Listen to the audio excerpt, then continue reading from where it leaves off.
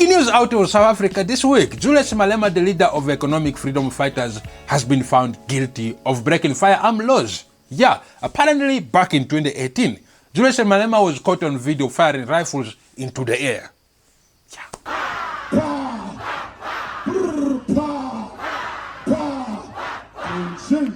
Now, usually when politicians say they are firing up the crowd, they don't mean it literally. Yeah, but Malema skipped the metaphor and went straight to bang bang comrades. The video went viral instantly and you could see the crowd reactions. Yeah, some people were cheering, yeah. And others were like, wait, is this a rally or it's a funeral rehearsal? One granny in the back was probably like, so this is how free education comes? Yeah, through gunfires?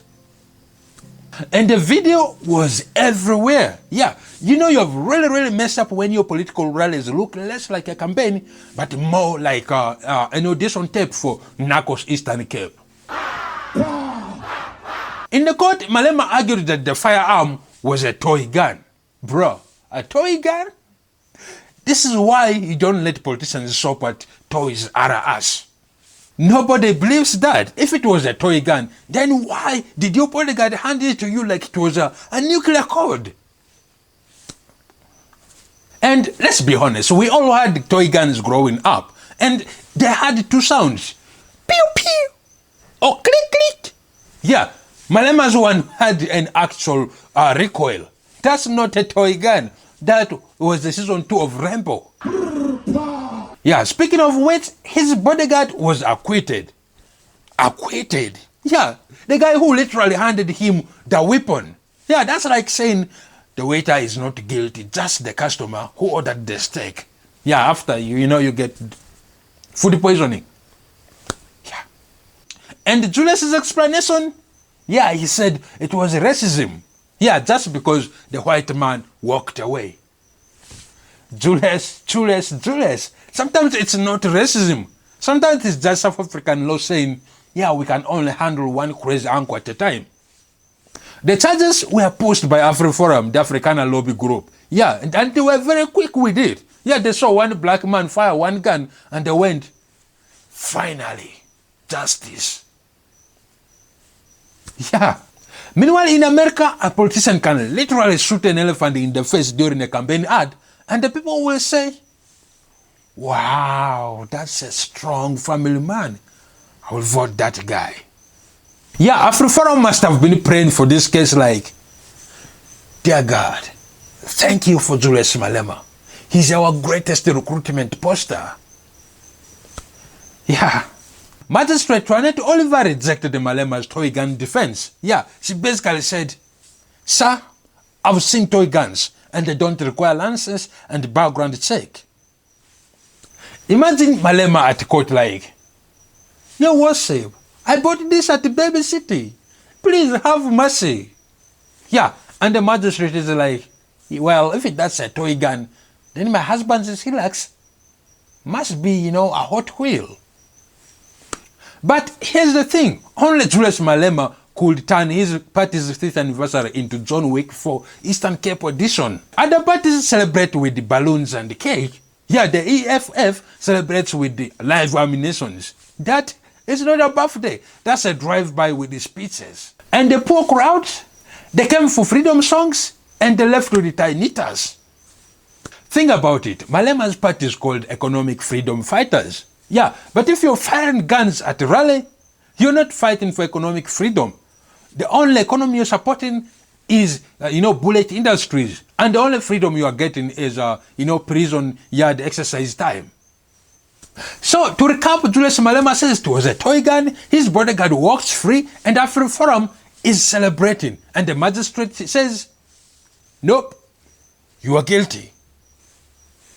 And you know what? This is South Africa. This case isn't over. Next week he will probably appeal, and in his appeal he will say, Your Honor, it was not a gun. It was a performance art. At this rate, by 2026, Malema will be on trial arguing that grenades are just really spicy avocados.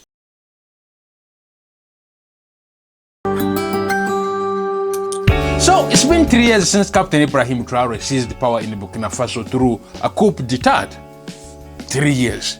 Yeah, that's long enough for a child to learn how to walk, how to talk, and how to ask, Daddy, why is still there no security?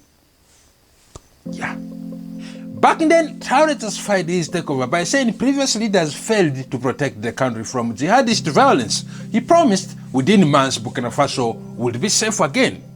Yeah, months, man. Yeah, Africans love short deadlines, especially when it is someone else's homework.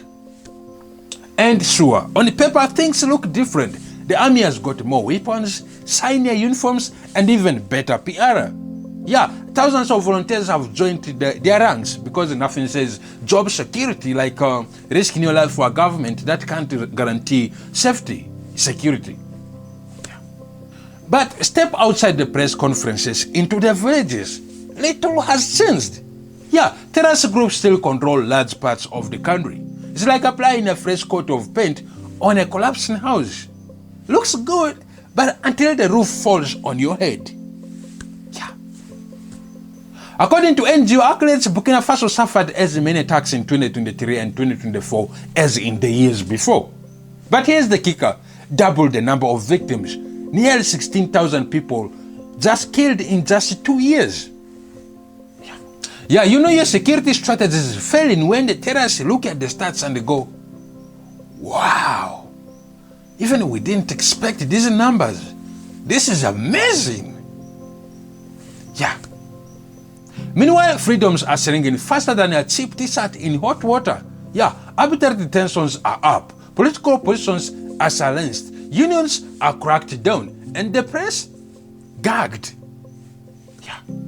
At this point, Burkina Faso's journalists need a body armor just to write an op-ed. Yeah, imagine typing, dear government, please.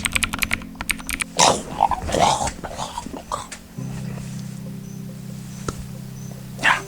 Today, Burkina Faso ranks as the most affected country by terrorism in the entire world. Number 1. Normal Africans only celebrate when they are number 1 in football or on music chart. Not this one.